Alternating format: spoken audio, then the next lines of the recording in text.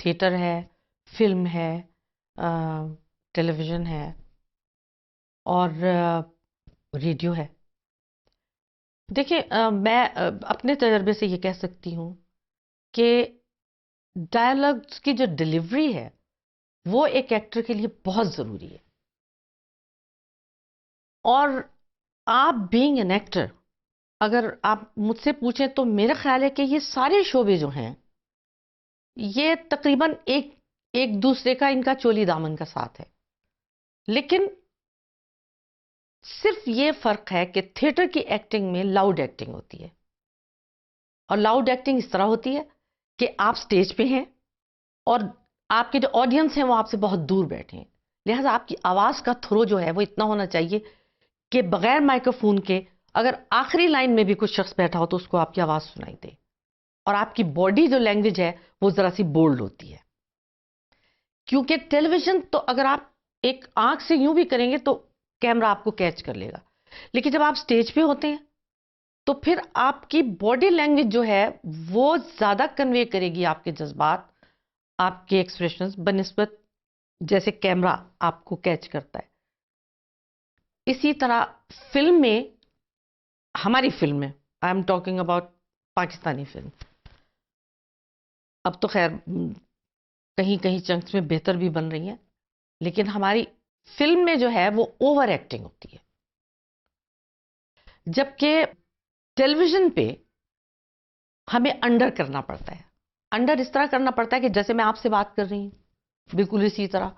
یا جیسے آپ سوچئے کہ آپ گھر میں بیٹھ کے کسی سے بات کر رہے ہیں تو آپ زور سے تو نہیں بولیں گے،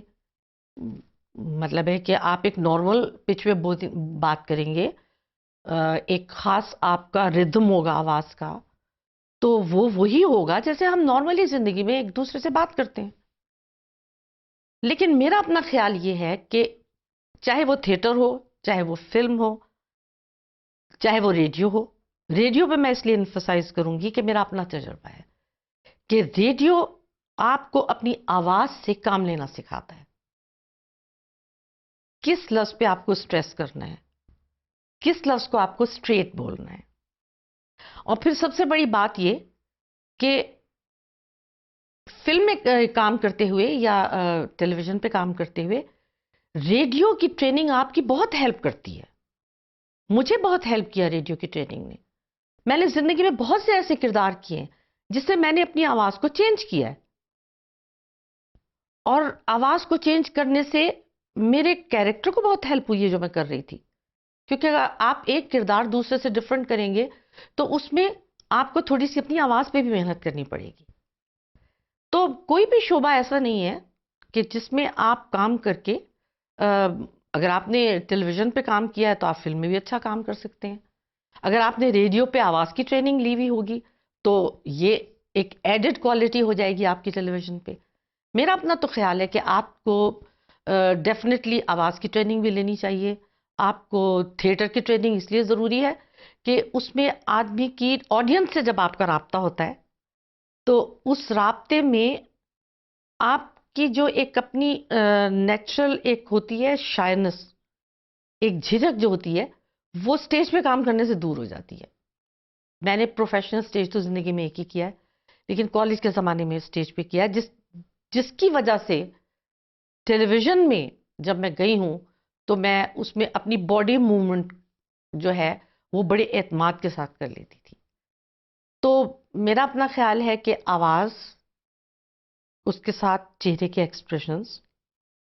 اس کے ساتھ آپ کی باڈی لینگویج، اور آواز کا زیرو بم